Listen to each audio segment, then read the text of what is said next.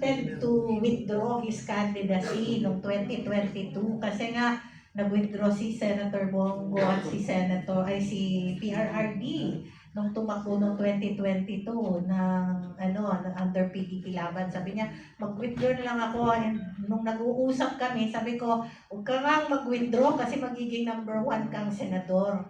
And hindi talaga ako nagsisi sa suportang pinakita namin sa kanya sa PDP Laban dahil nakita natin na hindi lamang siya action star sa pelikula, kundi action star sa Senado at action star sa tibay ng dibdib. Alam mo yung katibayan na pinakita niya na inano siya ng mga, bakit ikaw yung naging dahilan na nakalabas si Senator Bato? Bakit ito? Ganyan, di ba? Nagsimula pa lamang nung kay Senator Bato de la Rosa, yung pagpasok ni Senator Bato, yung paglabas ni Senator Bato de la Rosa, nandun kami, magkakasama kami na talagang yung pagtibayin ang loob ng mga kasamahan. May mga nag-criticize sa kanya, bakit ka pumupunta sa meeting ng ng kabilang kampo? Kasi pinapakita niya yung nagre-reach out ba siya sa kapwa niya mga senador, whether nasa kabila.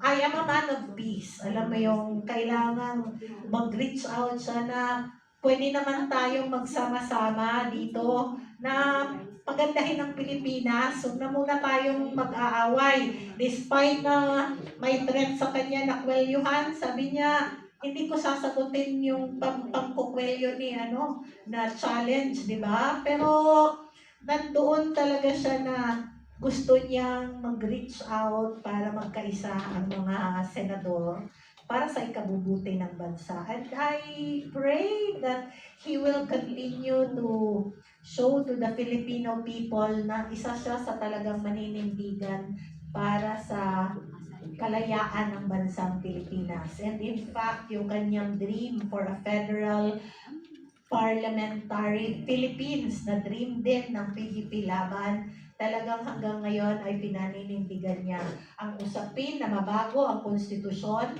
ng Pilipinas, 1987 Constitution, which we see na isa ito sa talagang kahinaan kung bakit ngayon ay meron tayong presidenteng abusado because the 1987 Constitution gave that kind of power to the president. Sabi ko, sa buong mundo, ang presidente ng Pilipinas ang pinaka-powerful based on the 1987 Constitution. Panahon talaga na mabago ito ang ating Constitution, but not in the way that this administration wants, which is to perpetuate their power and in fact, to perpetuate political dynasty in the Philippines.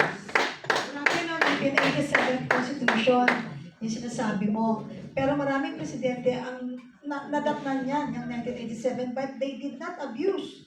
Ito hindi. Inabuso. But anyway, sabi ko nga, bad boy si Senator Padilla. Bad boy ang tawag sa kanya. Pero ngayon naniniwala ako, bad boy siya sa mga totoong bad boy. Pero good boy siya sa lahat ng mga Pilipinong uhaw na magkaroon ng katarungan at boses ang Pilipinong talagang suppress magpahanggang ngayon. So salamat muli, Senator, at kami nagpupugay sa iyong kabayanihan at talagang totoo kang tao para sa amin.